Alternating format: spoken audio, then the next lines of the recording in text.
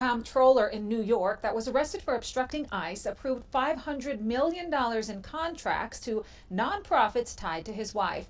Brad Lander's wife, Meg Barnett, is the president and CEO of Nonprofit New York, which is an advocacy group for nonprofits. Lander, also a Democratic mayoral candidate, was released without charges after Governor Kathy Hochul stepped in. He was arrested after trying to stop ICE from arresting an illegal migrant following a hearing by locking arms with the migrant and refusing to let go while demanding to see a judicial warrant. Reports say that substantial contracts were funneled to organizations connected to Barnett's network, raising questions about transparency in Lander's management of the city's $100 billion budget. As comptroller since 2021, Lander oversees pension funds and conducts audits, making the scale of these approvals, $500 million, a significant point of contention.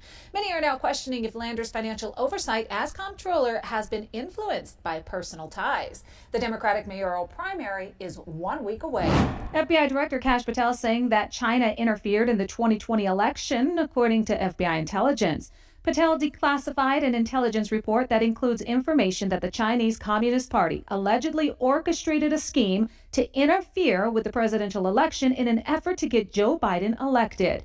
Patel saying, quote, the FBI has located documents which detail alarming allegations related to the 2020 election, including allegations of interference by the CCP. I have immediately declassified the material and turned the documents over to Chairman Grassley for further review. Patel detailed what the Communist Party allegedly did, saying the CCP made fake driver's license and shipped them into the United States for the purpose of, quote, facilitating fraudulent mail-in ballots. Patel saying the allegations were substantiated, but instead of being investigated, they were dismissed and never revealed to the public, meaning that the report exposing China's actions of creating fake voter identities for Chinese residents in the U.S. to cast fake ballots, allegedly to benefit Joe Biden, was written in 2020, but was ignored, even though officials said that CBP intercepted nearly 20,000 fake driver's licenses around the same time.